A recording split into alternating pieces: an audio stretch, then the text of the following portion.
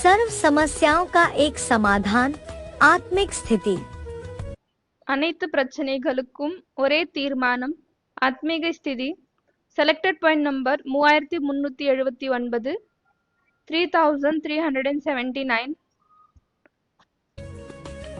भाग 2, இரண்டாவது பாகம், பார்ட் 2. आत्मिक स्थिति में रहने के फायदे। ஆத்மீக ஸ்திதியில் நிலைப்பதால் அதனுடைய பலன்கள். यहाँ तो तपस्या है ही आत्मिक स्थिति में रहने की। இங்கு ஆத்மீக ஸ்திதியில் இருக்கும் தபஸ்யா ஆகும். चाहे देवता हो, चाहे देवी कुल का हो, चाहे आसुरी कुल का हो, தேவதைகளாக இருந்தாலும் சரி, தெய்வீக குலத்தை சார்ந்தவர்களாக இருந்தாலும் சரி, அசுர குலத்தை சார்ந்தவர்களாக இருந்தாலும் சரி.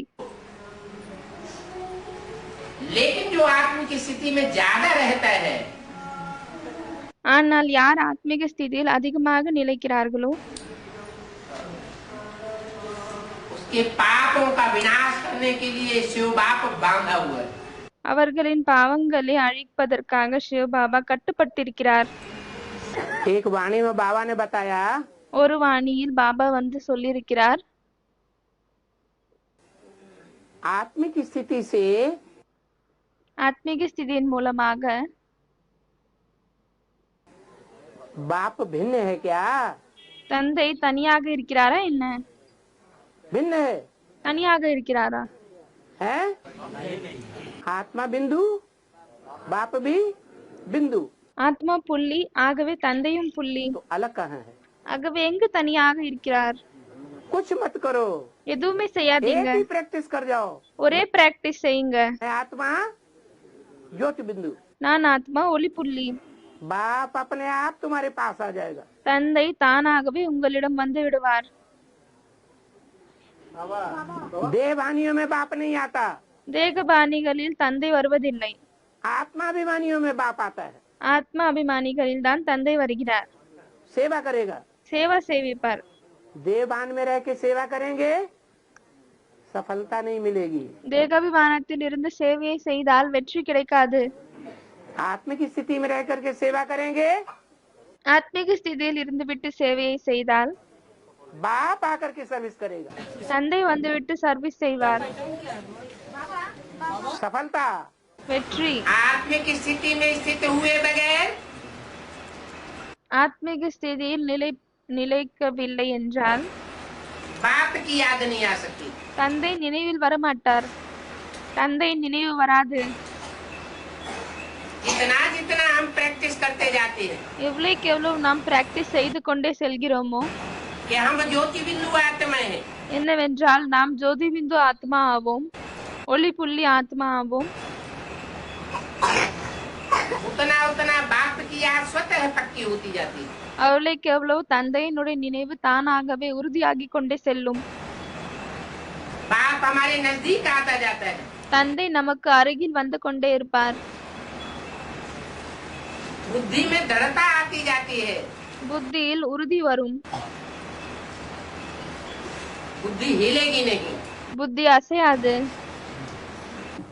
अमृत वेले बाप को याद न भी करें तो பலே அமிர்த வேலை தந்தை நினைவு செய்யாமல் இருந்தாலும் சரி, ज्योति बिंदु आत्मा की याद नहीं बैठ जाए, ஜோதி பிந்து வெறும் ஜோதி பிந்து ஒளி புள்ளி ஆத்மாவினுடைய நினைவில் அமர்ந்து விடுங்கள். आत्मा को याद करना सहज होता है ஆத்மாவை நினைவு செய்வது சகஜமாகும். क्योंकि प्रकृति के अंदर ही बैठी हुई है। என்னால் அது புருக்குட்டி, அதாவது புருவத்திற்கு நடுவில் தான் அமர்ந்து கொண்டிருக்கிறது. तो उस सहज याद की स्थिति में जो टिक जाएंगे तो आत्मा से बाप परमात्मा दूर नहीं। ஆகவே அப்படிப்பட்ட சகஜமான நினைவில் யார் நிலைத்து விடுகிறார்களோ அப்படி ஆத்மாவில் இருந்து பரமாத்மா தந்தை தூரமாக இல்லை. आत्मिक स्थिति से परमात्मा बाप दूर नहीं है। ஆத்மீக ஸ்திதியில் இருந்து பரமாத்மா தந்தை தூரமாக இல்லை. जहाँ बच्चा है वहाँ बाप है, எங்கு வந்து குழந்தை இருக்கிறாங்களோ அங்க தந்தை இருக்கிறார். जहाँ आत्मिक स्थिति नहीं है எங்கு ஆத்மீக ஸ்திதி இல்லையோ, देवान है, தேகபானம் இருக்கிறதோ वहाँ रावण होगा, அங்கு ராவணன் தான் இருப்பாங்க. बाप नहीं होगा। தந்தை இருக்க மாட்டார். बाप अपने बच्चों के पीछे छत्र छाया माफिक रहता है। தந்தை தன்னுடைய குழந்தைகளுக்கு பின்னால் குடை நிழல் போல் இருப்பாரு. आत्मा परमात्मा बाप दूर नहीं हो सकता। ஆத்மாவை விட்டு பரமாத்மா தந்தை தூரமாக இருக்க முடியாது.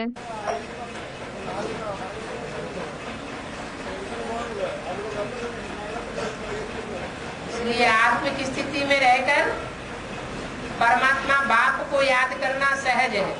அதனால் தான் ஆத்மீக ஸ்திதியில் இருந்து கொண்டு பரமாத்மா தந்தையை நினைவு செய்வது சகஜமாகும்.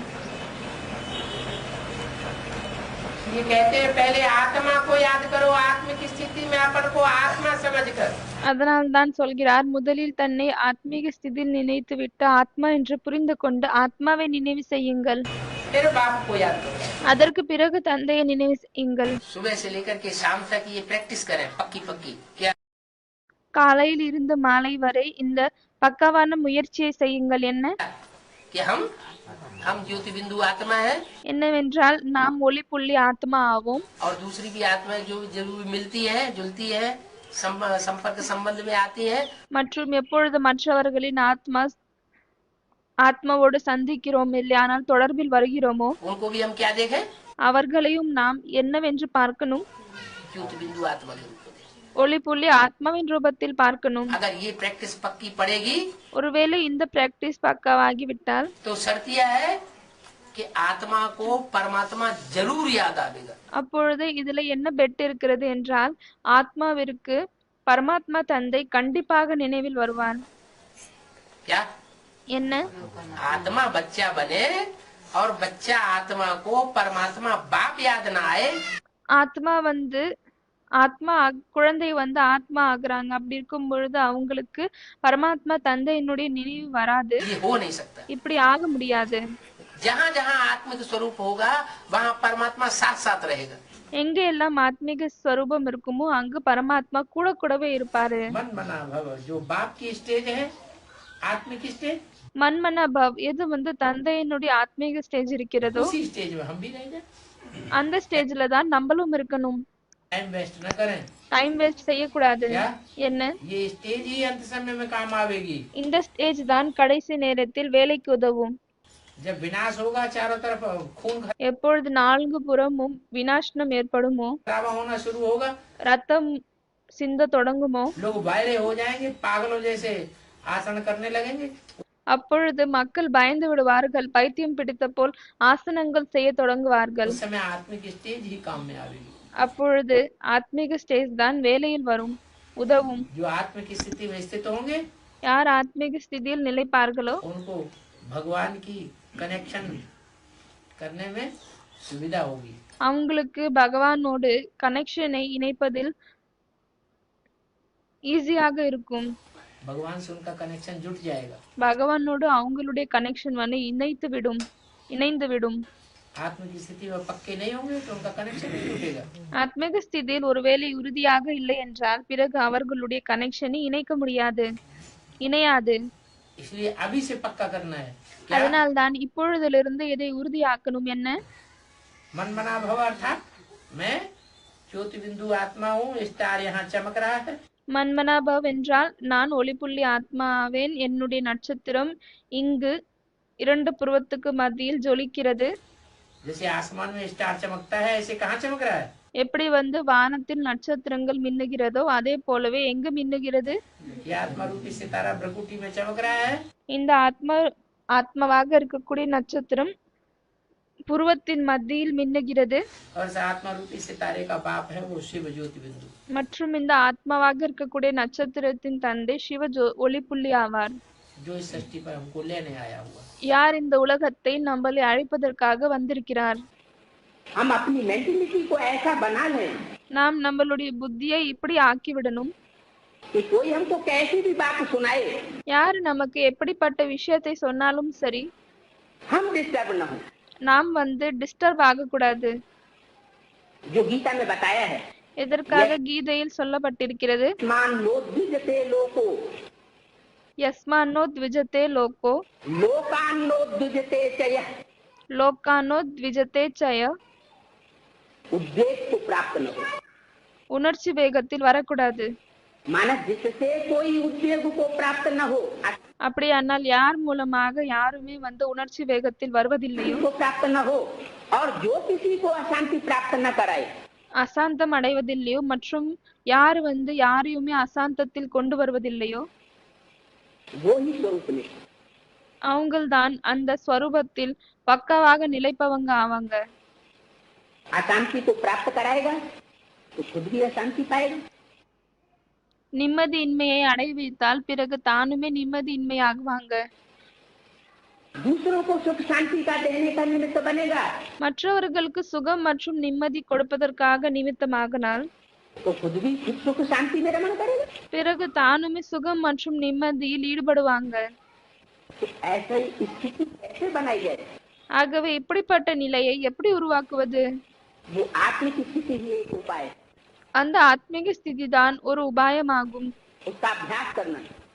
அதை முயற்சி செய்யுங்கள். इस उपाय को प्राप्त करने से எந்த உபாயத்தை அடைவதால் आत्मा की ऐसी स्थिति बन जाएगी ஆத்மாவின் இப்படிப்பட்ட நிலை உருவாகி कि விடுகிறது. जैसे कोई हमारे विरोध में बोल रहा है और हम सुनते हुए न सुने।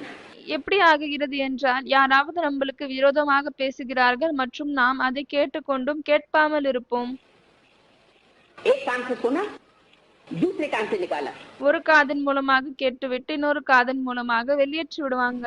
तो जैसे कि किसी ने हमको दुख देना चाहा எப்படியானால் யாராவது நம்மளுக்கு துக்கத்தை கொடுக்கணும் என்று விரும்பினார்கள். लेकिन हमने उसके दुख देने को ग्रहण नहीं किया। ஆனால் அவங்க அந்த துக்கத்தை எதை கொடுக்கணும் என்று விரும்பினார்களோ அதை நாம் எடுத்துக்கொள்ளவில்லை. कोई हमको गरम गरम आंखों से देखता है யாராவது நம்மளை சூடான கண்கள் அதாவது கோபம் நிறைந்த கண்களின் மூலமாக பார்க்கிறாங்க. हमने उसके भाव को परख लिया। நாம் அவங்களுடைய அந்த பாவனையை கண்டுபிடித்து விட்டோம். ये क्यों देखता है? இவங்க ஏன் அப்படி ये பாக்குறாங்கன்னு. पूर्व जन्म का कौन सा इसका हमारा हिसाब किताब है जो ये हमसे ले रहा है? போன ஜென்மத்தினுடைய எந்த கணக்கு வழக்கு இருக்கோ இதை நாம் அவங்க எங்களிடம் எடுத்துக்கொள்றாங்க.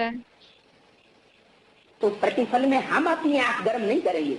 அப்பொழுது இது எப்பொழுது நம்மளுடைய புத்தியில் இருப்போமோ அப்பொழுது அதனுடைய பலனாக நாம் கூட நம்மளுடைய கண்களை சூடாக்கி கொள்ள மாட்டோம், கோபத்தில் கொண்டு வர மாட்டோம். हमारा हिसाब किताब पूरा हो जाएगा। அப்பொழுது நம்மளுடைய கணக்கு வழக்கு நிறைவேறிவிடும். उसका भी हिसाब किताब पूरा हो जाएगा। அவங்களுடைய கணக்கு வழக்கு கூட நிறைவேறிவிடும். ऐसा भाव रखना पड़े। இப்படிப்பட்ட பாவனை வைக்க வேண்டும். बुरा मत देखो, கெட்டதை பார்க்காதீர்கள், बुरा मत सुनो, கெட்டதை கேட்காதீர்கள், बुरा मत बोलो। கெட்டதை பேசாதீர்கள். और अब तो वो स्टेज होनी चाहिए कि बुरा मत सोचोगे। மற்றும் இப்பொழுது அப்படிப்பட்ட ஸ்டேஜ் இருக்க வேண்டும் என்னவென்றால் கெட்டதை யோசிக்காதீர்கள். हर आत्मा के प्रति शुभ संकल्प करना है ஒவ்வொரு ஆத்மாவிற்காகவும் சுபமான எண்ணங்களை வைக்க வேண்டும். क्योंकि मन के अंदर पहले बात आती है, ஏனென்றால் முதலில் மனதிற்குள் விஷயம் வருகிறது, फिर वाचा में आती है, அதற்கு பிறகு அது சொற்களில் வருகிறது, फिर कर्मणा में आती है। அதற்கு பிறகுதான் அது கர்மேந்திரியத்தில் வருகிறது, கர்மங்களில் வருகிறது. हिंसा का कोई विकर्म नहीं बनता, पाप कर्म नहीं बनता। மனதின் மூலமாக எந்த ஒரு விகர்மம் அதாவது பாவ கர்மம் உருவாகுவதில்லை. लेकिन वाचा में ஆனால் சொற்களில் और कर्मेंद्रियों में अगर कोई बात ऐसी आ जाती है जिससे दूसरे கர்மேந்திரியங்களின் மூலமாக ஏதாவது ஒரு விஷயம் இப்படி வந்து விடுகிறது, को दुख होता है எதன் மூலமாக மற்றவர்களுக்கு துக்கம் ஏற்படுகிறது, तो उससे पाप बन जाता है। பிறகு அதன் மூலமாக பாவம் உருவாகி விடுகிறது. तो उससे बचे रहने के लिए ஆகவே அதுல இருந்து தப்பி இருப்பதற்காக सिर्फ एक ही सबसे बड़ा उपाय है, 60 रास्ता। அதற்காக வெறும் ஒரே ஒரு உபாயம்தான் இருக்கிறது, ஷார்ட்கட் வழி. निसंकल्पी स्टेज, அது என்னவென்றால் நிசங்கல்பி ஸ்டேஜ், எந்த ஒரு எண்ணங்கள் இல்லாத நிலை. मैं आत्मा ज्योति बिंदु, வெறும் நான் ஆத்மா ஒளி புள்ளி, मैं आत्मा स्टार, நான் ஆத்மா நட்சத்திரம். जिस स्टार की रोशनी इन आंखों से निकल रही है, எந்த ஸ்டாரினுடைய வெளிச்சம் இந்த கண்கள் மூலமாக வெளியே வருகிறது. इस स्थिति में स्थित हो जाए। இந்த நிலையில் நிலைத்து விடுங்கள். स्वस्थिति की शक्ति से किसी भी परिस्थिति का सामना कर सकते हो ना। ஸ்வஸ்திதியினுடைய சக்தியின் மூலமாக எந்த ஒரு சூழ்நிலையும் நீங்கள் எதிர்க்கலாம் இல்லையா? स्वस्थिति अर्थात आत्मिक स्थिति, ஸ்வஸ்திதி என்றால் ஆத்மீக ஸ்திதி. पर स्थिति व्यक्ति व प्रकृति द्वारा आती है। பரிஸ்திதி அதாவது மற்ற நிலைகள் சூழ்நிலைகள் வந்து ஏதாவது மனிதர்கள் இல்லையானால் இயற்கையின் மூலமாக வருகிறது. अगर स्वस्थिति शक्तिशाली है तो उसके आगे पर स्थिति कुछ भी नहीं है. ஒருவேளை சுயஸ்திதி சக்திசாலி அதாவது பவர்ஃபுல்லாக இருந்தால் பிறகு அதற்கு முன்னால் எந்த ஒரு சூழ்நிலையும் மற்ற நிலைகளும் எதுவுமே கிடையாது. अव्यक्त वाणी तारीख 17 दिसंबर 89 पृष्ठ 88 मध्य. सुबह उठो तो सबसे पहले क्या याद आना चाहिए? காலையில் எழுந்தவுடனே முதலில் என்ன நினைவில் வர வேண்டும்? अपनी आत्मा याद आए. தன்னுடைய ஆத்மா நினைவில் வரணும். ये आत्मा का फाउंडेशन सवेरे सवेरे अमृत वेले अगर पक्का डाल लेंगे, இந்த ஆத்மாவினுடைய ஃபவுண்டேஷன் ஒருவேளை காலையில் விடிய காலையில் உறுதியாக போட்டு तो விட்டால் सारा दिन आत्मा की और परमात्मा की याद सहज होती जाएगी. பிறகு முழு நாளும் ஆத்மா மற்றும் பரமாத்மாவினுடைய நினைவு சகஜமாகி கொண்டு செல்லும். स्वस्थिति बनावेंगे तो परिस्थिति से दूर रहेंगे. ஸ்வஸ்திதியை உருவாக்கினால் பிறகு சூழ்நிலைகள் பிரச்சனைகளிலிருந்து தூரமாக இருக்கலாம்.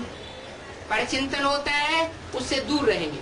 பரசிந்தனையில் இருந்து தூரமாக இருக்கலாம். परेशानी से दूर रहेंगे. பிரச்சனையில் இருந்து தூரமாக இருக்கலாம். कहते भी है சொல்லவும் செய்கிறார்கள், हम बहुत परेशान हैं. நாங்க ரொம்ப इसका பிரச்சனையில் இருக்கோம், मतलब தொந்தரவில் இருக்கும். அப்ப இதனுடைய அர்த்தம் என்னவாகிறது?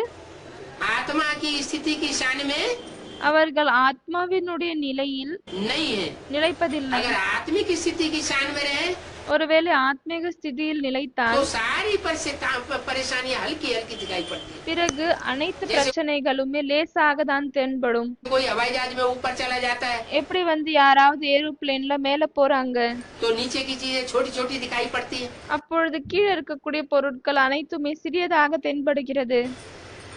ऐसे ही அதே போலவேதான் रूहानी स्टेज बना ली जाए, ஒருவேளை ஆன்மீக ஸ்டேஜை உருவாக்கி விட்டால் स्टेज बना ली जाए, ஆத்மீக ஸ்டேஜை உருவாக்கி விட்டால் तो इस दुनिया की बड़ी से बड़ी परेशानी அப்பொழுது இந்த உலகத்தில் இருக்கக்கூடிய பெரியதிலும் பெரிய பிரச்சனை बहुत छोटी छोटी हल्की हल्की दिखाई पड़ेगी. மிகவும் சிறியதாக லேசாக தென்படும். आत्मिक स्थिति पक्की न होने से ஆத்மீக ஸ்திதி உறுதியாக இல்லை என்றால் दैनिक जीवन में छोटी छोटी अड़चने आ जाती हैं.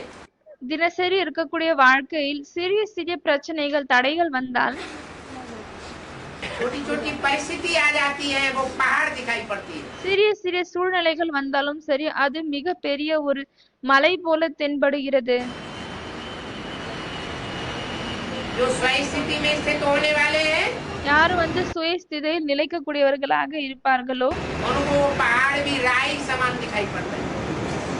அவர்களுக்கு வந்து மலை கூட ஒரு சின்ன கடுகு போல தென்படும். पहाड़ राई हो जाता है, रुई हो जाता है. மலை கூட ஒரு சிறிய கடுகு போல இல்லையானால் பஞ்சு போல ஆகி விடுகிறது, हल्का हो जाता है. லேசாகி விடுகிறது. स्वस्थिति में किसी भी प्रकार की परिस्थिति को कंट्रोल करने की ताकत है. ஆகவே சுயஸ்திதியில் எந்த விதமான சூழ்நிலைகளையும் கண்ட்ரோல் செய்யக்கூடிய சக்தி இருக்கிறது. आप अनुभव भी करते हैं. இப்பொழுது அனுபவமும் செய்கிறீர்கள். जब स्वस्थिति नहीं होती है तो वही परिस्थितियां, எப்பொழுது சுயஸ்திதி இருப்பதில்லையோ அப்பொழுது அதே சூழ்நிலைகள் தான், वही माहौल हमको बहुत तंग करता है. அதே சுற்றுச்சூழல் தான் நம்மளை மிகவும் தொந்தரவு கொடுக்கிறது, भारी हो जाता है. வெயிட் ஆகி விடுகிறது, और जिन दिनों स्वस्थिति अच्छी होती है பாரமாகி விடுகிறது. ஆகவே பிறகு எந்த நாட்களில் சுயஸ்திதி நன்றாக இருக்கிறதோ तो ऐसे लगता है कि जैसे कुछ हुआ ही नहीं. அப்பொழுது எதுவுமே நடக்கவில்லை அப்படி தென்படுகிறது. हम बहुत ऊपर हैं நாம் மிகவும் உயர்வில் இருக்கிறோம் और परिस्थिति और समस्या மற்றும் பிரச்சனைகள் சூழ்நிலைகள் नीचे होने के कारण बहुत छोटी है. கீழே இருக்கும் காரணத்தால் இது மிகவும் சிறியதாகும். अंदर से आवाज आती है, जो होता है सो होने दो. உள்ளுக்குள் இருந்து ஒரு சத்தம் வருகிறது, எது நடக்குதோ அது நடக்கட்டும். निश्चिंत अवस्था रहती है. கேர்ஃப்ரீயாக இருக்கிறோம். मन नशा चढ़ा हुआ है. அப்படியானால் போதை ஏறி இருக்கிறது. जैसे कोई शराबी शराब पी लेता है எப்படி வந்து யாராவது குடிக்கிறாங்க, மது அருந்துகிறாங்க, और उसके घर में बहुत झगड़ा लगा हुआ है, மற்றும் அவங்களுடைய வீட்டுல மிகவும் சண்டை இருக்கு. बहुत लोग बीमार पड़े हुए हैं, நிறைய பேர் வந்து நோய்வாய்ப்பட்டிருக்காங்க. चारों तरफ से हाय हाय की बौछार हो रही है, நான்கு புறத்திலிருந்தும் ஐயோ ஐயோ என்று சத்தம் வருகிறது. और उसने नशा पिया हुआ है शराब का। மற்றும் அவங்க வந்து அந்த போதையை மது அருந்திருக்காங்க. तो क्या समझता है? அப்பொழுது என்ன புரிந்து கொள்றாங்க? जो होता है सो होने दो, कुछ भी नहीं। எது நடக்குதோ அது நடக்கட்டும், எதுவுமே இல்லை. अपनी बादशाही का नशा अनुभव होता है ना, தன்னுடைய ராஜாங்கத்தினுடைய போதை வந்து அனுபவம் ஆகுகிறது இல்லையா? वो तो अल्पकाल की है। ஆகவே அது குறைந்த காலத்திற்கானதாகும். नशा उतर गया, அந்த போதை இறங்கிவிட்டால் खेल खलास। பிறகு வேலை முடிந்து விட்டது.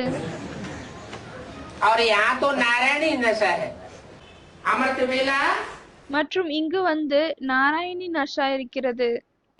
अभ्यास के लिए बहुत अच्छा है।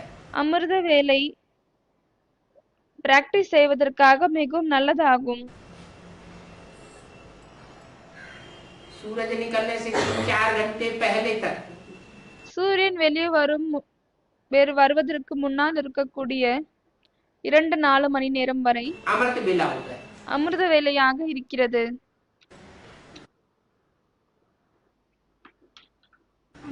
अमृत वेला 24 घंटे का फाउंडेशन वेला है। அமிர்த வேலை 24 மணி நேரத்திற்கும் ஃபவுண்டேஷன் டைம் ஆகும். इस फाउंडेशन वेला में जितनी आत्मिक स्थिति की प्रैक्टिस पक्की कर लेंगे, இந்த ஃபவுண்டேஷன் நேரத்தில் எவ்வளவு ஆத்மீக ஸ்டேஜினுடைய பிராக்டிஸை பக்கா உறுதி செய்து கொள்வோமோ सारा दिन अवस्था उड़ती उड़ती रहेगी। அப்பொழுது முழு நாளும் நிலை வந்து பறக்கும் நிலையாக இருக்கும். चलती कला बनी रहेगी, ஏறும் கலை வந்து இருக்கும். पेन महसूस करेंगे। லேசான தன்மையை अनुभवம் செய்வீர்கள். बाप की याद स्वतः आती रहेगी। தந்தையினுடைய நினைவு தானாகவே வந்து கொண்டிருக்கும். छोटी छोटी परिस्थितियों में ஆகவே இந்த சிறிய சிறிய சூழ்நிலைகளில் பிரச்சனைகளில் बच्चे घबराए जाते हैं, குழந்தைகள் பதட்டம் அடைகிறார்கள். वो घबराहट भी नहीं होगी। அந்த பதட்டம் கூட இருக்காது. ये सच्ची में भी இந்த உலகத்தில் கூட सतयुग का आदि का जो टाइम है, சத்தியுகத்தின் ஆரம்பத்தில் எந்த நேரம் இருக்கிறதோ जिसे संगम युग कहा जाता है, कलयुग का अंत, எதை வந்து சங்கம் யுகம் என்று சொல்லப்படுகிறதோ கலியுகத்தினுடைய கடைசி மற்றும் सतयुग का आदि, சத்தியுகத்தின் ஆரம்பம், ये बेहद का अमृत वेला है। இது எல்லைக்கு அப்பாற்பட்ட அமிர்த வேலையாகும். इस अमृत वेले में जिसने पक्का पुरुषार्थ कर लिया, இந்த அமிர்த வேலையில் யார் வந்து உறுதியான புருஷார்த்தத்தை செய்து கொண்டார்களோ, जागृत होते हुए पुरुषार्थ किया, விழித்து கொண்டு புருஷார்த்தத்தை செய்து கொண்டார்களோ, थोड़ा भी अलबेलापन नहीं आने दिया, கொஞ்சம் கூட சோம்பேறித்தனம் அலட்சியம் வரவிடலையோ, तो वो 84 जन्म அப்பொழுது அவர்கள் 84 பிறவிகள் आनंद में रह सकता है। ஆனந்தத்தில் மகிழ்ச்சியில் இருக்க முடியும். इतनी पक्की याद होनी चाहिए। இவ்வளவு பக்கவான நினைவு இருக்க வேண்டும். इसलिए कहते हैं गीता के अंतिम श्लोक में स्मृति लब्धा नष्ट हुआ। அதனால்தான் கீதையினுடைய கடைசி ஸ்லோகத்தில் சொல்றாங்க, நஷ்டமோகா ஸ்மிருதிர் லப்தா. कैसे नष्ट मोह? எதுல இருந்து நஷ்டமோகா? देह और देह के संबंधों से தேகம் மற்றும் தேகத்தினுடைய சம்பந்தத்திலிருந்து नष्ट मोह। நஷ்டமோகா. देह के जो भी पदार्थ हैं जो बहुत प्रिय होते हैं, தேகத்தின் என்னவெல்லாம் பொருட்கள் இருக்கிறதோ, எது மிகவும் இஷ்டமாக இருக்கிறதோ उनसे नष्ट मोह। அதுல இருந்து आत्मा நஷ்டமோகா. ज्योति बिंदु याद आवेगी तो परम पिता परमात्मा भी सहज सहज ஆத்ம ஜோதி பிந்து நினைவில் வந்தால் பிறகு பரம்பிதா கூட சகஜமாக याद आवेगा। நினைவில் வருவார். ये स्वधर्म में टिकने की बात है। இது ஸ்வதர்மத்தில் நிலைக்கக்கூடிய விஷயமாகும். स्व माने ஸ்வ என்றால் आत्मा, ஆத்மா, धर्म माने धारणा। தர்மம் என்றால் தாரணை. आत्मिक स्थिति की धारणा में ஆத்மீக ஸ்திதியினுடைய தாரணையில் तुम 5 मिनट से भी शुरुआत करेंगे ஒருவேளை நீங்கள் 5 நிமிடத்திலிருந்து கூட தொடங்கினால் तो भी तुमको बहुत फायदा होगा। அப்பொழுது கூட உங்களுக்கு மிகவும் அதிகமாக லாபம் கிடைக்கும்.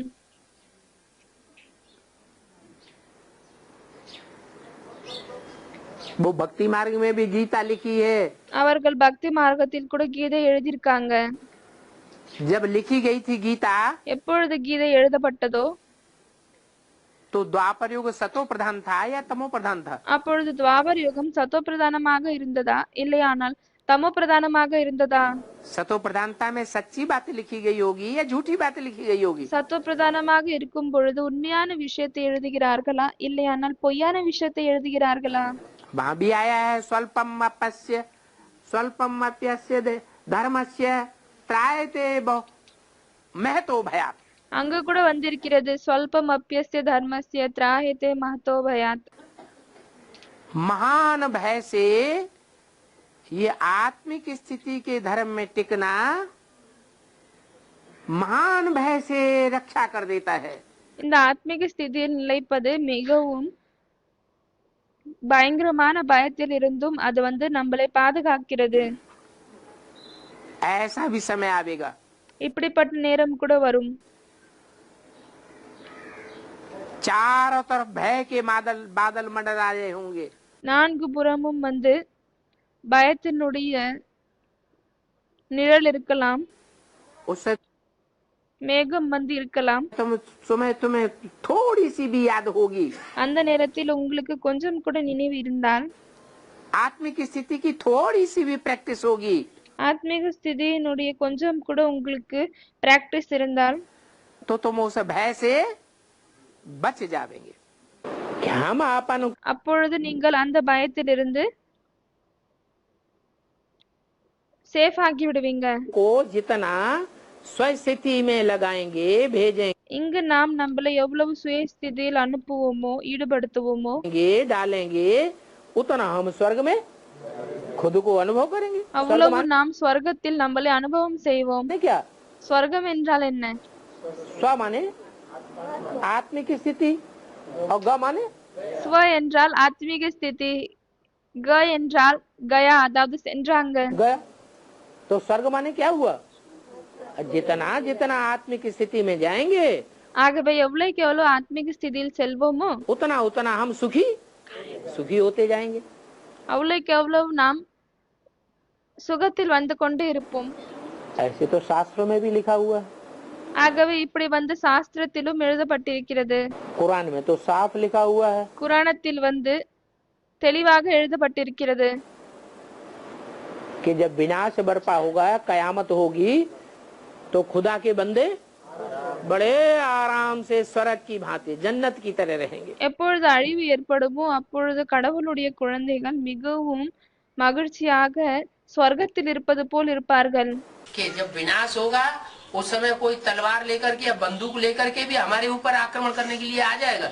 எப்பொழுது அழிவு ஏற்படுமோ அப்பொழுது யாராவது துப்பாக்கி எடுத்துக்கொண்டு இல்லையானால் வாள் எடுத்துக்கொண்டு நம்ம மீது ஆக்கிரமம் செய்வதற்காக விட்டாலும் சரி, या बिल्कुल मारने के ऊपर ही आमादा हो जाएगा, तो भी हमारी आत्मिक स्थिति के आधार पर उसको நம்மளை கொல்லணும் என்பதற்காக இருந்தாலும் சரி, அப்பொழுது கூட நம்மளுடைய ஆத்மீக ஸ்திதியின் அடிப்படையில் भयंकर साक्षात्कार हो जाएगा। அவங்களுக்கு பயங்கரமான சாட்சாத்காரம் ஏற்பட்டுவிடும். अब भाग खड़ा होगा। மற்றும் அவங்க ஓடி விடுவாங்க. कुरान में भी लिखा है குரானத்தில் கூட எழுதப்பட்டிருக்கிறது. जब कयामत होती है எப்பொழுது அழிவு ஏற்படுமோ तो खुदा के बंदे बहुत मौज में रहते हैं। அப்பொழுது கடவுளுடைய குழந்தைகள் மிகவும் மகிழ்ச்சியில் இருப்பார்கள்.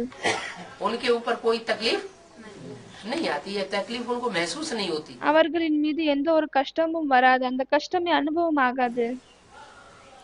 तो बंदे कब कहे जाएंगे? ஆகவே குழந்தைகள் என்று எப்பொழுது சொல்ல முடியும்? है? जब देवान में रहना बंद करें। எப்பொழுது நாம் தேகாபிமானத்தில் இருப்பதை நிறுத்துவோமோ அப்பொழுதுதான் சொல்லப்படும்.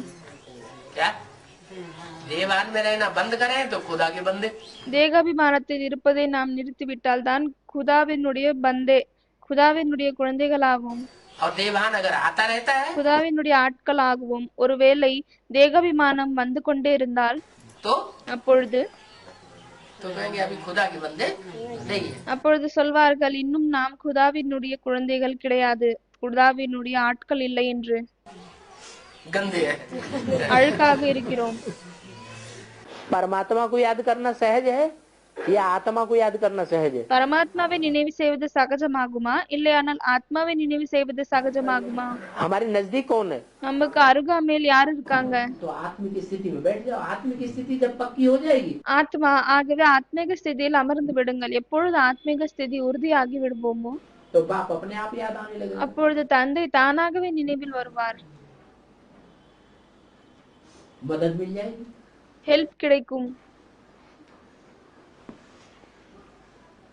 दुनिया वालों को भले कितना भी नुकसान होता रहे, உலகத்தில் இருக்கக்கூடியவர்களுக்கு எவ்வளவு நஷ்டங்கள் ஏற்பட்டு கொண்டே இருந்தாலும் சரி, तुम्हारा बचाव होगा। உங்களுக்கு பாதுகாப்பு கிடைக்கும்.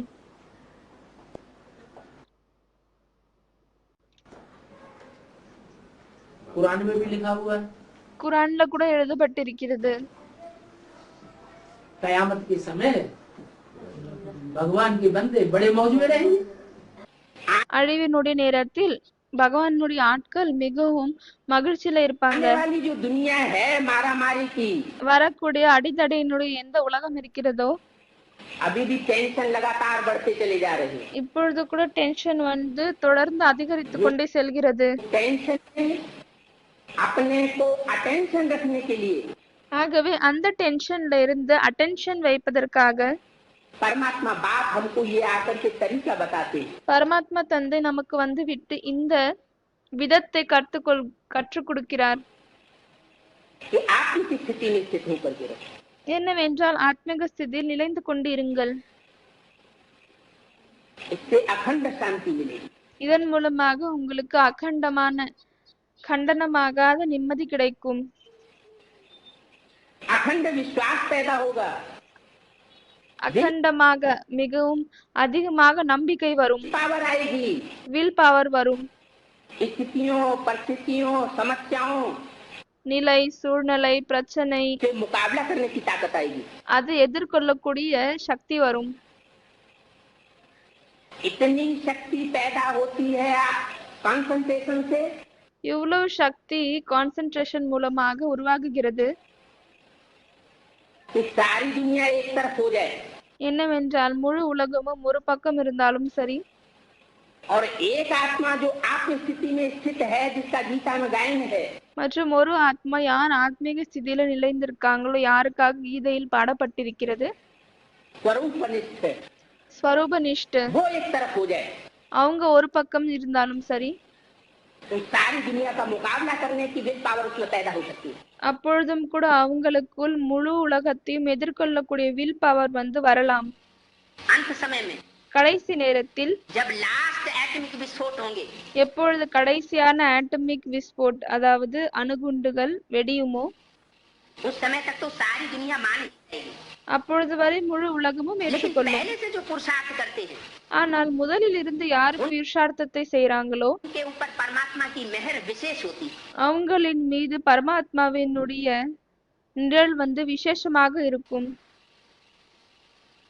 பாதுகாப்பு விசேஷமாக இருக்கும். और वो बच्चे, மற்றும் அந்த குழந்தைகள், वो आत्मिक रूप में स्थित होने वाले बच्चे, ஆத்மீக ஸ்திதியில் நிலைக்கக்கூடிய குழந்தைகள், वो आने वाली रामकृष्ण की दुनिया में सुख भोगते हैं।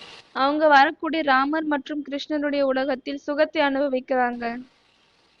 जिसे स्वर्ग कहा जाता है। எதை ஸ்வர்க்கம் என்று சொல்லப்படுகிறது. जो आत्मिक स्थिति में स्थित हो जाएंगे उनको काल नहीं खाएगा। யார் ஆத்மீக ஸ்திதியில் நிலைந்து விடுவார்களோ அவர்களை காலன் சாப்பிட முடியாது. वो काल की स्टेज से परे चले जाएंगे। அவங்க காலனுடைய ஸ்டேஜ்ல இருந்து அப்பாற்பட்டு செல்வார்கள். आत्मिक स्थिति 5 विकारों से दूर रखने वाली, ஆகவே ஆத்மீக ஸ்திதி பஞ்ச தத்துவங்களிலிருந்து தூரமாக வைக்கக்கூடியதாகும். और मैं देह हूँ, மற்றும் நான் உடலாவேன். ये देहभान की स्थिति, இந்த தேகவானத்தின் நிலை, दूसरों को देह के रूप में देखने की स्थिति, மற்றவர்களை தேகம் உடல் என்ற ரூபத்தில் பார்க்கக்கூடிய நிலை, ये 5 विकारों को पैदा करती है। இது பஞ்ச விகாரங்களை உருவாக்குகிறது. बिंदु रूप में स्थित हो, जो संकल्प करो, புள்ளி ரூபத்தில் நிலைத்துவிட்டு என்ன எண்ணங்களை செய்வீர்களோ, जो भावना रखो, எந்த பாவனையை जो வைப்பீர்களோ, बोल बोलो, எந்த சொற்களை சொல்வீர்களோ, जो कर्म करो, எந்த கர்மத்தை செய்வீர்களோ, जैसे बिंदु महान है वैसे सर्व बातें महान हो जाती हैं। எப்படி புள்ளி மகான் ஆகிவிடுகிறதோ அப்படியே அனைத்து விஷயங்களும் மகான் ஆகிவிடுகிறது. अर्थात स्वतः श्रेष्ठ हो जाती हैं। அப்படியானால் தானாகவே சிரேஷ்டமாகி விடுகிறது. अव्यक्त वाणी तारीख 11 नवंबर 1981 पृष्ठ 130 आदि। अपन को தன்னை आत्मा समझो। ஆத்மா என்று புரிந்து கொள்ளுங்கள். ये पहली सीढ़ी पक्की करनी है, இந்த முதல் படியை உறுதியாக்கணும். कुछ अच्छा हो जाएगा। அதற்கு பிறகுதான் அனைத்துமே நன்றாகிவிடும். आत्मिक स्थिति बन गई ஆத்மீக ஸ்திதி உருவாகிவிட்டால் तो संकल्प भी अच्छे ही आएंगे, அப்பொழுது எண்ணங்கள் கூட நல்லதுதான் வரும். कीमत के अनुकूल आएंगे, ஸ்ரீமத்தின் அடிப்படையில் தான் எண்ணங்கள் வரும். वाचा भी சொற்களும் श्रीमत के अनुकूल बनेगी ஸ்ரீமத்திற்கு அடிப்படையில் தான் और உருவாகும். कर्म भी மற்றும் கர்மங்களும் श्रीमत के अनुकूल होंगे। ஸ்ரீமத்திற்கு அடிப்படையில் தான் இருக்கும். ज्ञान का सार ही है ज्योति बिंदु आत्मा। ஞானத்தினுடைய சாரமே ஒளி புள்ளி ஆத்மா ஆகும். आत्मिक स्थिति में टिकने से कोई भूल नहीं होती है। ஆத்மீக ஸ்திதியில் நிலைப்பதால் எந்த ஒரு தவறும் ஏற்படாது. भूलें होती ही तब है जब तुम देहबान में आते हो। எப்பொழுது நீங்கள் தேகபானத்தில் வருகிறீர்களோ அப்பொழுதுதான் தவறுகளே ஏற்படுகிறது. आत्मिक स्थिति में स्थित रहने से स्वभाव संस्कार परिवर्तन होते हैं। ஆத்மீக ஸ்திதியில் நிலைப்பதால் சுபாவ சம்ஸ்காரங்கள் மாறுகிறது. जितना हम आत्मिक स्थिति में रहने की प्रैक्टिस करेंगे, எவ்வளவுக்கு எவ்வளவு நாம் ஆத்மீக ஸ்திதியில் இருப்பதற்கு பிராக்டிஸ் செய்கிறோமோ स्वतः ही स्वभाव संस्कार परिवर्तन होते रहेंगे। அவ்வளவுக்கு எவ்வளவு சுபாவ சம்ஸ்காரங்கள் தானாகவே மாறிக்கொண்டே இருக்கும்.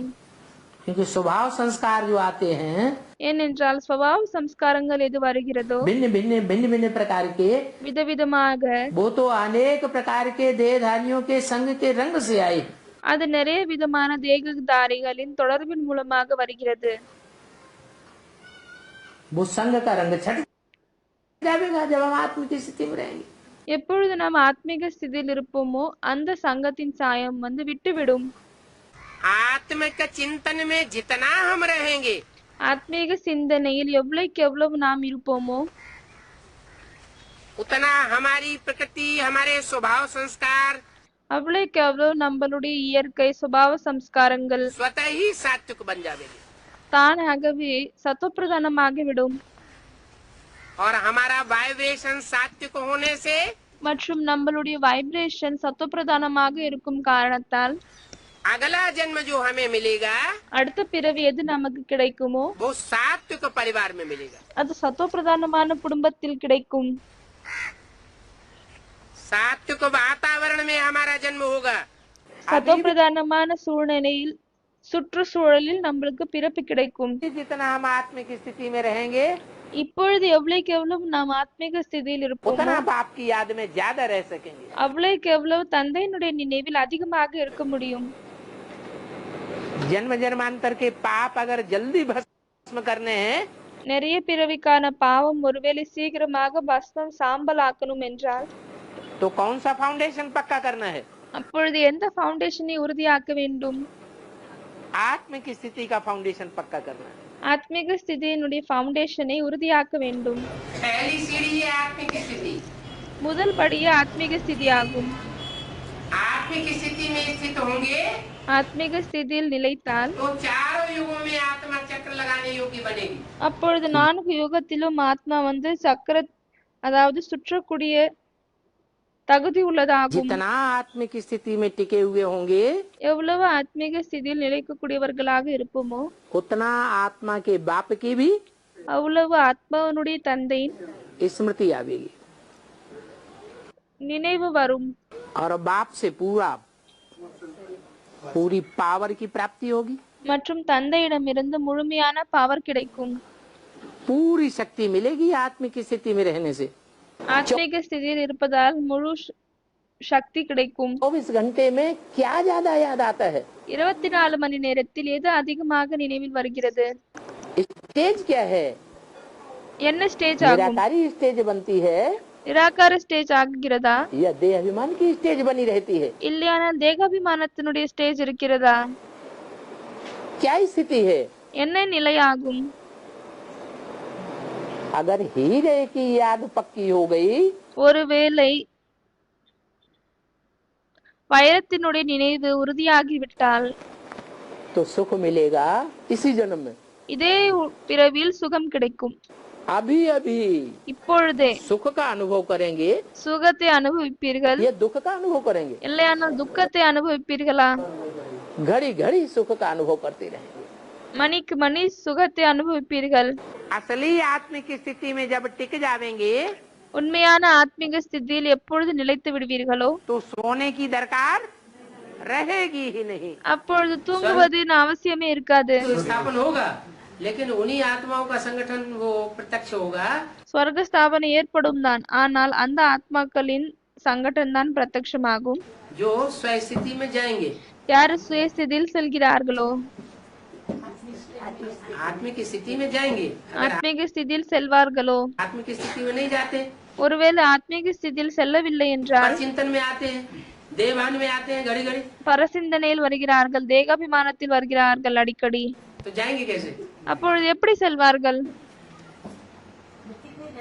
कितने जाएंगे?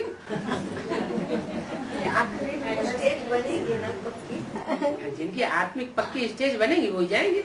யாருடைய ஆத்மீக ஸ்டேஜ் பக்காவாகுமோ அவர்கள் தான் செல்வார்கள். सर्विस की सफलता ज्यादा निकले उसका भी मुख्य साधन यह है कि आत्मस्थिति में रह सर्विस करनी है।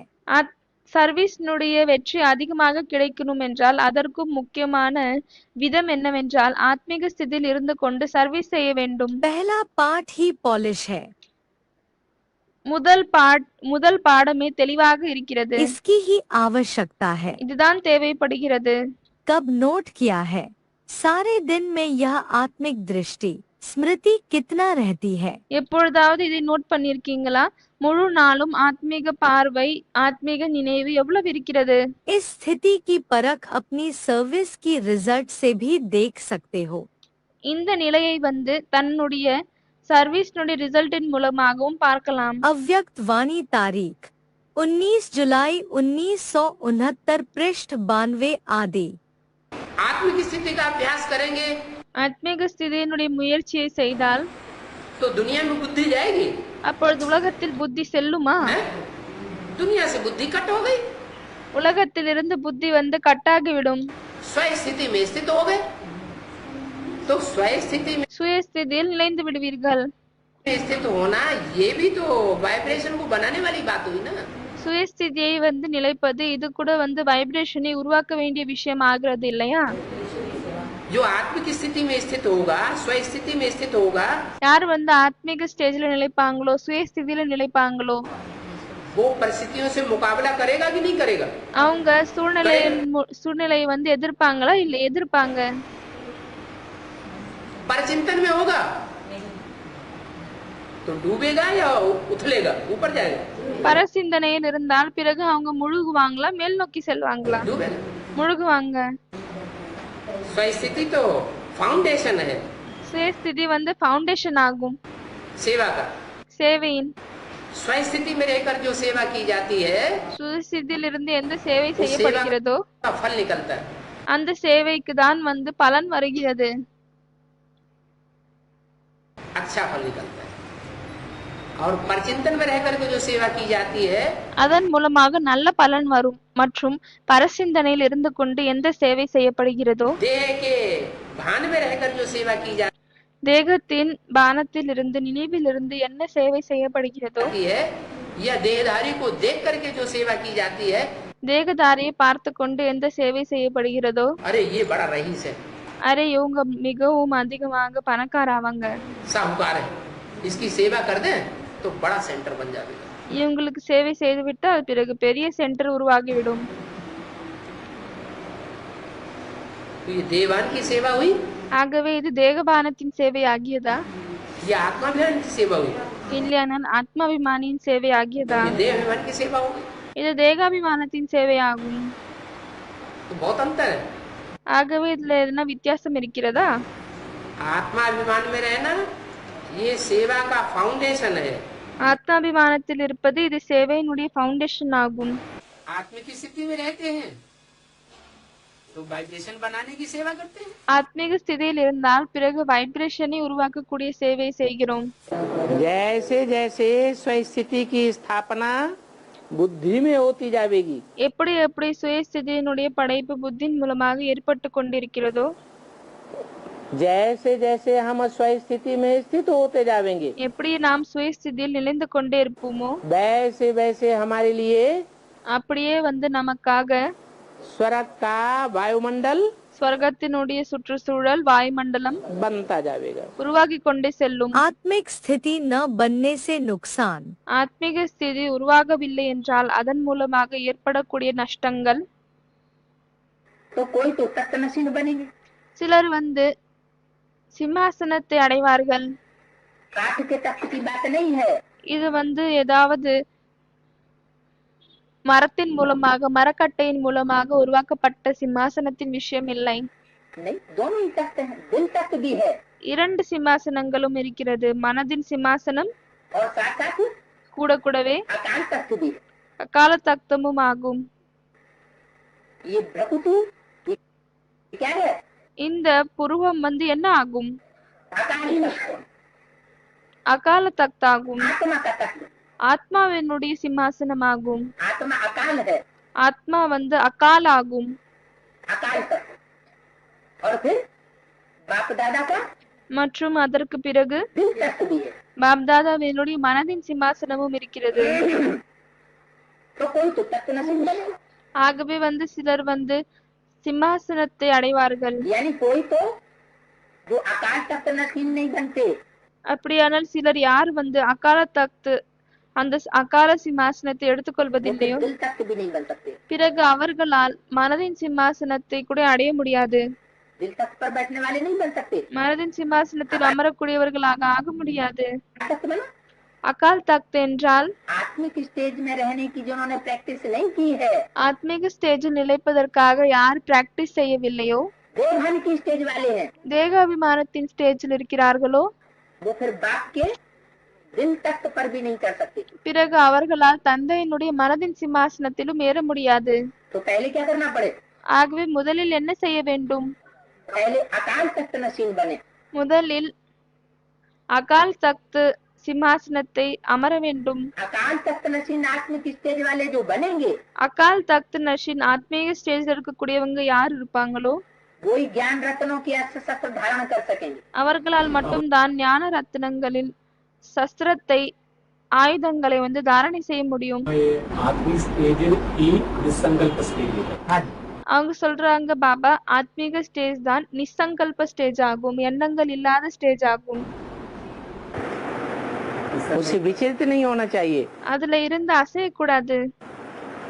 अगर विचलित होते हैं तो कहेंगे ஒருவேளை அதுல இருந்து நாம் அசைந்து விடுகிறோம் என்றால் பிறகு சொல்வார்கள் कि आत्मा ज्ञान स्वरूप नहीं बनी है। என்னவென்றால் ஆத்மா ஞான ஸ்வரூபமாகவில்லை என்று. कुछ न कुछ कमी है, ஏதாவது ஒரு குறை இருக்கிறது, अज्ञानी है। அஞ்ஞானியாக இருக்கிறது. इसलिए आत्मिक स्मृति से जैसे तराजू हिलता डुलता है, அதனால்தான் ஆத்மீக ஸ்திதியில் இருந்து எப்படி ஒரு தராசு தட்டு இருக்கிறது, அது ஆடிக்கொண்டே இருக்கிறது, ऐसे ऊपर नीचे हो रही है। அதே மாதிரி மேல கீழே ஆகுகிறது. रावण के प्रभाव में है। ராவணனுடைய பிரபாவத்தில் இருக்கிறோம். अभी राम राज्य में नहीं है। இப்பொழுது ராமராஜ்யத்தில் இல்லை. जब हम राम राज्य में जाएंगे तो हमारी आत्मिक स्टेज स्थिरियम हो जाएगी। எப்பொழுது நாம் ராமராஜ்யத்திற்கு செல்வோமோ அப்பொழுது நம்மளுடைய ஆத்மீக ஸ்டேஜ் நிலைந்து விடும். इतने साल बाप आकर के निर्वैर बनने की पढ़ाई पढ़ाए रहे हैं। இவ்வளவு வருஷமாக தந்தை வந்து விட்டு யாரையுமே பகச்சிக்காதீங்க என்ற படிப்பை படிப்பிக்கிறார். बोलते हैं अपन को आत्मा समझो, சொல்றாரு தன்னை ஆத்மா என்று புரிந்து கொள்ளுங்கள், दूसरों को आत्मा देखो। மற்றவர்களை ஆத்மா என்று பாருங்கள். लेकिन पढ़ाई नहीं पढ़ते हैं, ध्यान नहीं देते हैं, ஆனால் படிப்பை படிப்பதில்லை, கவனம் கொடுப்பதில்லை. तो ऐसे जो आत्मिक स्थिति की पढ़ाई न पढ़ने वाले हैं वो सब कट मरेंगे।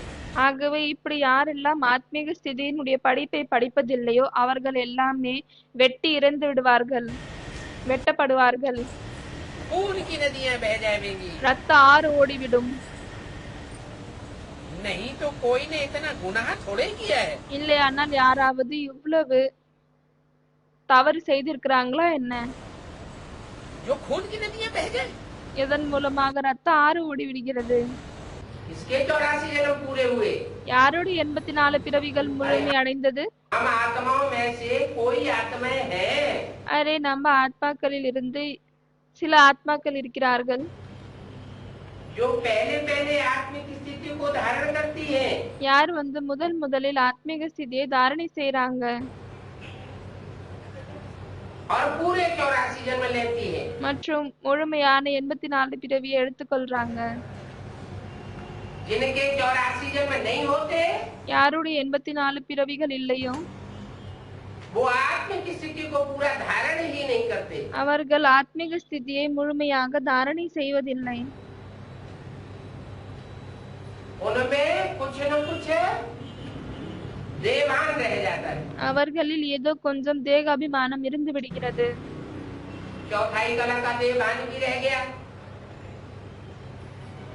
நாலரை கலையினுடைய தேகபானம் இருக்கிறது. तो भी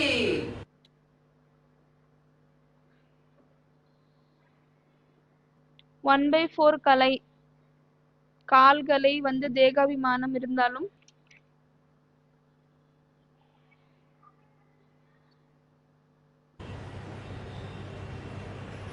वो द्वापर युग से அவர்கள் துவாபர யுகத்தில் இருந்து जो न कन्वर्ट होने वाली आत्माएं हैं யார் கன்வெர்ட் ஆகாம இருக்கக்கூடிய ஆத்மாக்கள் இருக்காங்களோ उनको धोखा दे जाएंगे।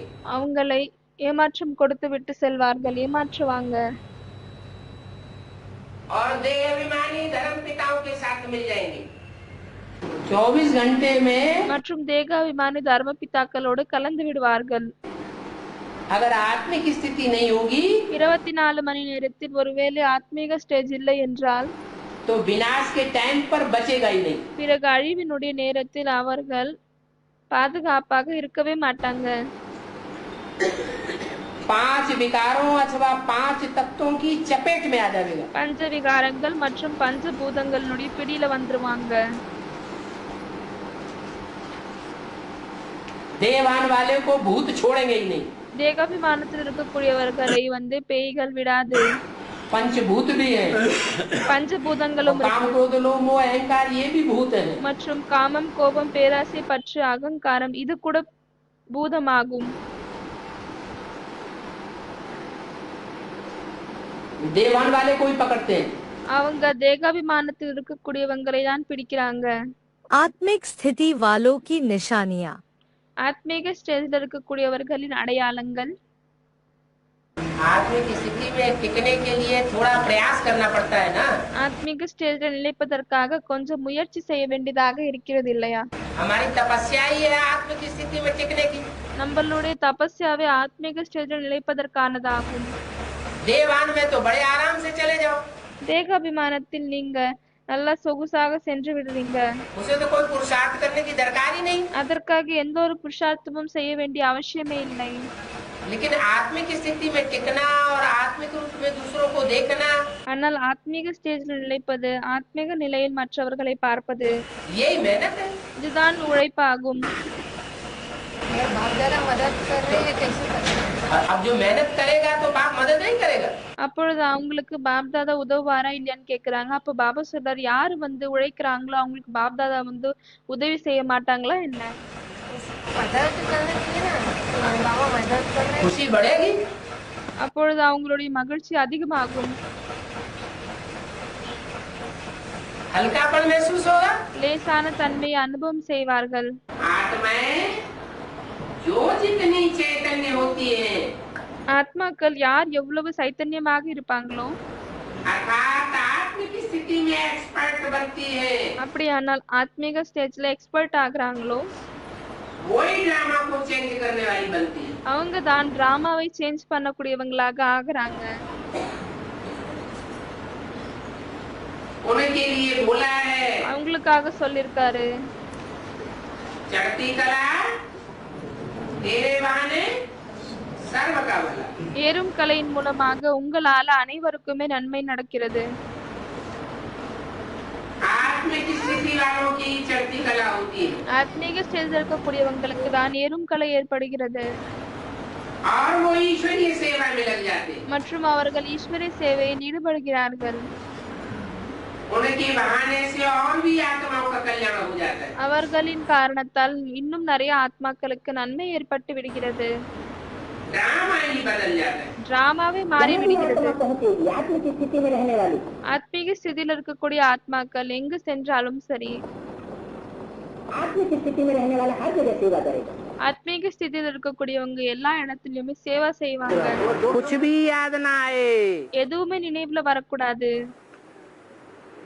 सिर्फ एक ज्योति बिंदु दिखाई दे, வெறும் ஒரு ஒளி புள்ளி தான் தென்படணும்.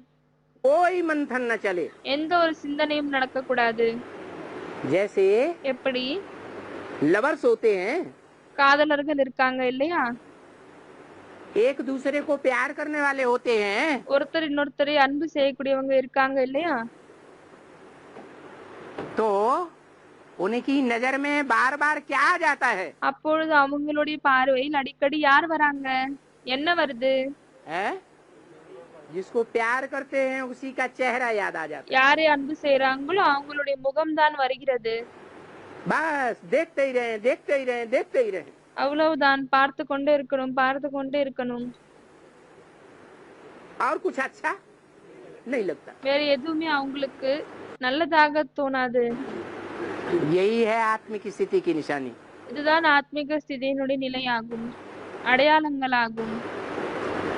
जो आत्म की स्थिति में टिक जाएगा, யார் ஆத்மீக ஸ்திதியில நிலைத்து விடுவாங்களோ, उसको बाहर की दुनिया की कोई नजारा अच्छा ही नहीं लगेगा। அவங்களுக்கு வெளி உலகத்துல இருக்கக்கூடிய எந்த ஒரு காட்சியும் நல்லாவே இருக்காது, பிடிக்காது. आत्म की स्थिति में टिकना ही अच्छा लगेगा। ஆத்மீக ஸ்திதியில நிலைப்பதுதான் அவங்களுக்கு பிடிக்கும்.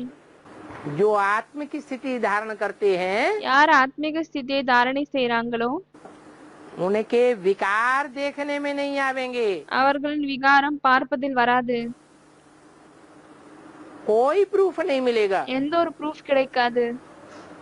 वि माने विपरीत, வி என்றால் விப்ரீத், कार माने कर्म, கார் என்றால் கர்மம். उनका कोई भी ऐसा कर्म देखने में नहीं आवेगा, அவர்களின் எந்த ஒரு கர்மமும் இப்படி பார்ப்பதில் வராது, सुनने में नहीं आवेगा, கேட்பதில் வராது. और प्रैक्टिकल जीवन में साबित भी नहीं होगा। மற்றும் பிராக்டிக்கல் வாழ்க்கையில் நிரூபணமும் ஆகாது. जिससे ये क्लियर हो जाए இதன் மூலமாக இது கிளியர் ஆகுகிறது कि वो श्रीमत के विपरीत कर्म करने वाले हैं। என்னவென்றால் அவங்க ஸ்ரீமத்திற்கு விபரீதமான கர்மங்கள் செய்யக்கூடியவங்க. जो श्रीमत के विपरीत कर्म होते हैं, எது ஸ்ரீமத்திற்கு விபரீதமான கர்மங்கள் நடக்கிறதோ उनसे आत्मा खुद भी दुखी होती है और அதன் மூலமாக ஆத்மா தானும் துக்கமாகுகிறது, दूसरे भी दुखी हो जाते हैं। மற்றும் மற்றவர்களும் துக்கத்தை அடைகிறார்கள். इसलिए बाबा ने அதனால்தான் பாபா वाक्य बताई दिए है, வார்த்தத்தை சொல்லிவிட்டார். आत्मा साकारी है या निराकारी ஆத்மா சாக்காரி ஆகுமா இல்லையானால் நிராகாரி ஆகுமா? है? निराकारी। நிராகாரி. निराकारी की निशानी बताई, निराकारी, निर्विकारी और निरहंकारी। நிராகாரினுடைய அடையாளத்தை சொல்லியிருக்கிறார். நிராகாரி, நிர்விகாரி மற்றும் நிராகங்காரி. यही निशानी है। இதுதான் அடையாளமாகும். जो आत्म की स्थिति में टिका होगा, निराकारी स्टेज में टिका होगा, யார் ஆத்மீக ஸ்திதியில நிலைந்திருப்பாங்களோ, நிராகார ஸ்திதியில நிலைந்திருப்பாங்களோ, वो निर्विकारी होगा। அவங்க நிர்விகாரியாகவும் இருப்பாங்க. कोई को दुख देने वाला नहीं होगा। யாருக்குமே துக்கத்தை கொடுக்கக்கூடியவங்களாக இருக்க மாட்டாங்க. दुख देना उसका साबित नहीं हो सकता। துக்கத்தை கொடுப்பது அவங்களது நிரூபணமாகாது. आत्मिक स्थिति की निशानी है खुशनुमा चेहरा दिखाई देगा। ஆத்மீக ஸ்திதியினுடைய அடையாளம் என்னவென்றால் அவங்களுடைய முகம் எப்பொழுதுமே மகிழ்ச்சியாக தென்படும். जैसे क्राइस्ट को देखो, எப்படி கிரைஸ்டை பாருங்கள், गुरु नानक को देखो, குருநானக்கை பாருங்கள், महात्मा बुद्ध को देखो, மகாத்மா புத்தரை பாருங்கள். शंकर के जो चित्र दिए हुए हैं उन चित्रों में देखो तपस्या में बैठा हुआ। சங்கருடைய எந்த சித்திரங்கள் காமிக்கப்பட்டிருக்கிறதோ அந்த சித்திரங்களை பாருங்கள். தபஸ்யால உட்கார்ந்திருக்காங்க. कैसा चेहरा दिखाई दे रहा है? எப்படிப்பட்ட முகம் தென்படுகிறது? खुशनुमा चेहरा दिखाई देता है।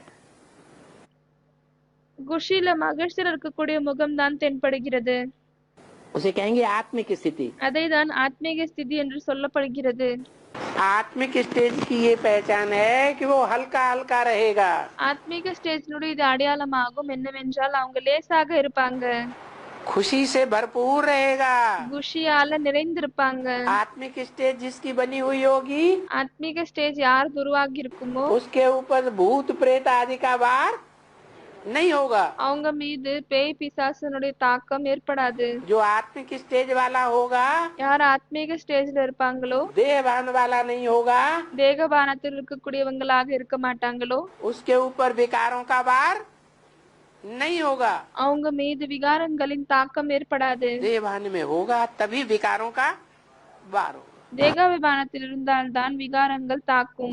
आत्मिक स्थिति जिसकी पक्की बन जाएगी ஆத்மீக ஸ்டேஜ் யார் உறுதியாகி விடுமோ उसकी आंखें इधर उधर देखेंगी, அவங்களுடைய கண்கள் இங்கு அங்கு பார்க்குமா என்ன?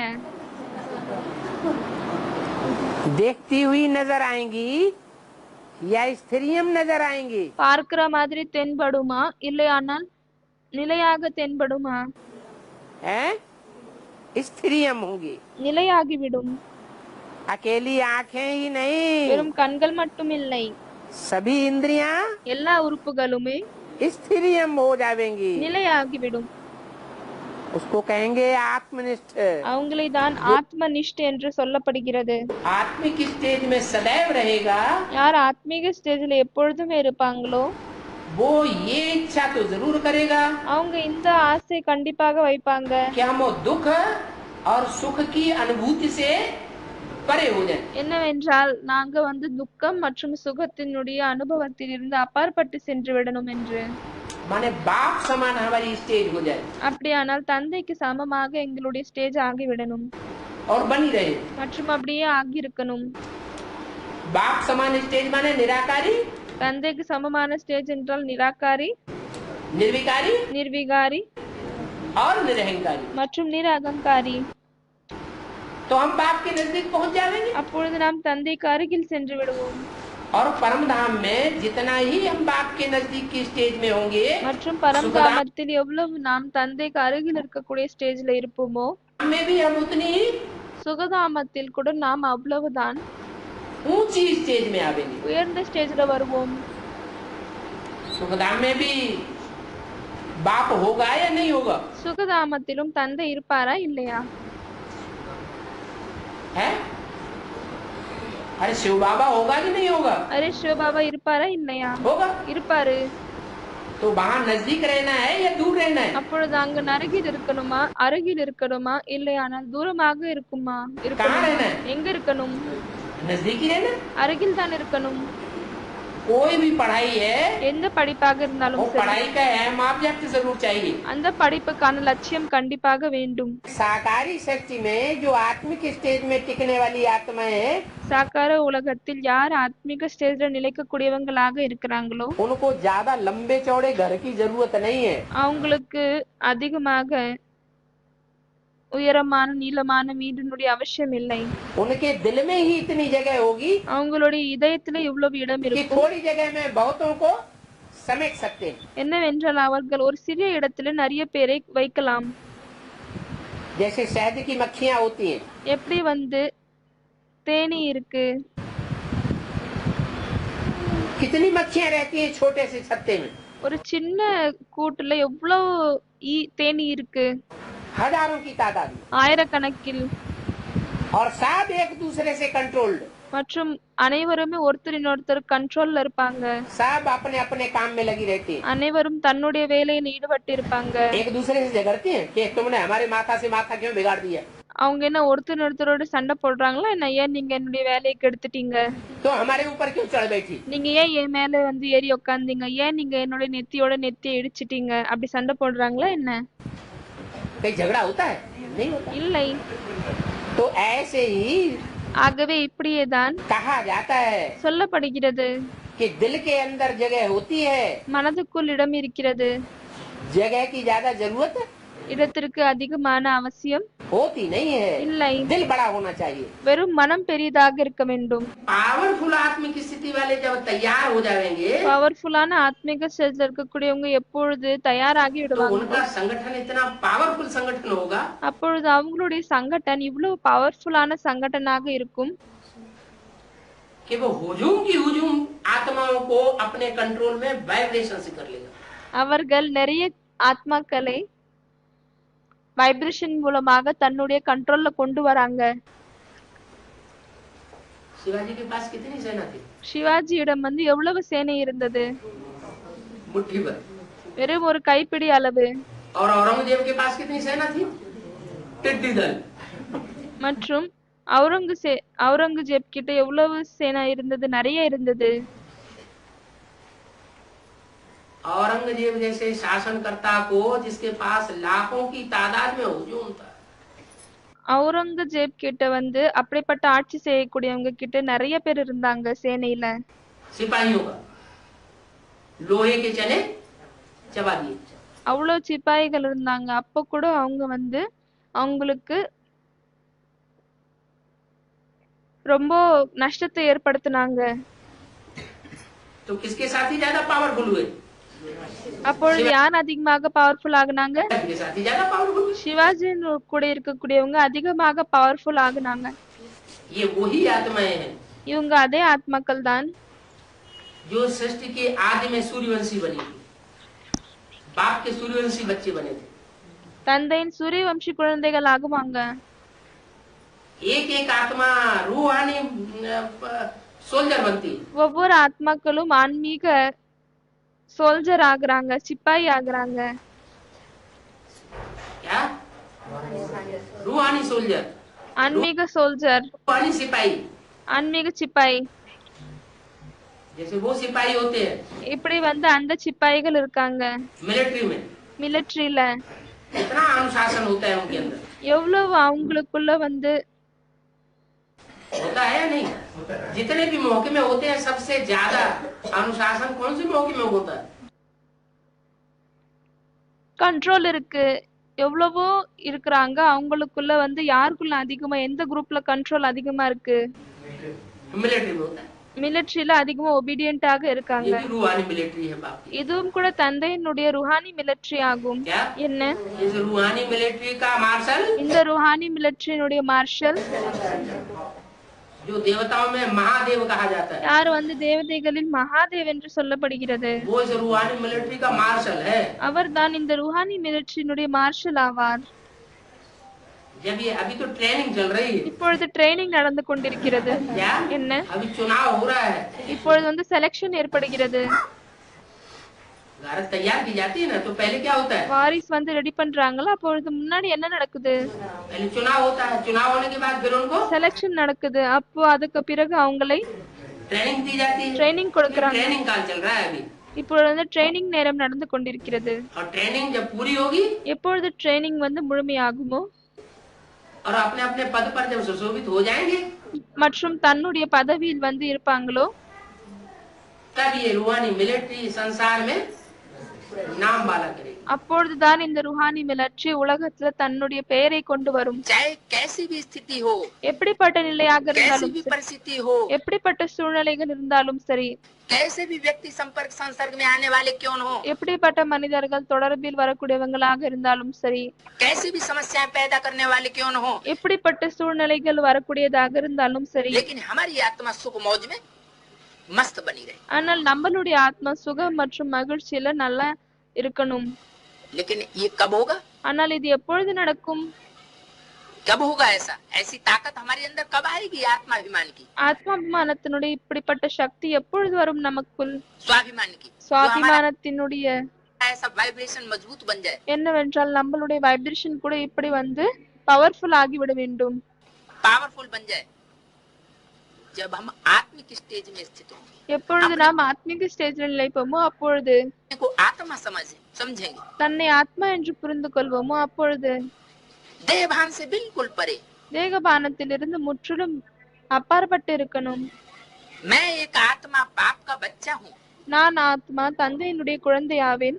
आत्मिक स्थिति में मैं शिववंशी बाप का बच्चा हूँ, ஆத்மீக ஸ்டேஜ்ல நான் சூரியவம்சி தந்தையினுடைய குழந்தையாவேன். और देह के रूप में மற்றும் தேகத்தின் ரூபத்தில், माने ब्राह्मण के रूप में அப்படியானால் பிராமணர்களின் ரூபத்தில் मैं माता पिता का बच्चा हूँ, நான் அம்மா அப்பாவினுடைய குழந்தையாவேன். बस அவ்வளவுதான். माता पिता और कुछ नहीं, அம்மா அப்பா வேற எதுவுமே இல்லை. सारी दुनिया मर गई, முழு உலகமும் இறந்து விட்டது. इतनी बड़ी विश्व के अंदर तुम बच्चों के लिए अपना ही छोटा सा संसार है, இவ்வளவு பெரிய உலகத்தில் குழந்தைகளாகி உங்களுக்கு தன்னுடைய ஒரு சிறிய உலகம் இருக்கிறது.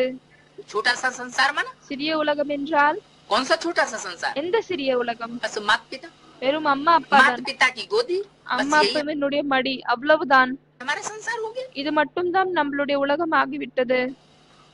अगर ऐसी स्टेज बन गई तो आत्मिक स्टेज पक्की होने पर ஒருவேளை இப்படிப்பட்ட நிலை உருவாகி விட்டது என்றால், இப்படிப்பட்ட ஆத்மீக ஸ்டேஜ் உறுதியாக இருக்கும் காரணத்தால் उस आत्मा में जितनी पावर आ जाएगी, भले से विनाश की दुनिया के बीच में वो आत्मा रहेगी, அந்த ஆத்மால இவ்வளவு பவர் வந்துவிடும். பலே அந்த ஆத்மா அழிவுக்கான இந்த உலகத்திற்கு நடுவில் இருக்கலாம்.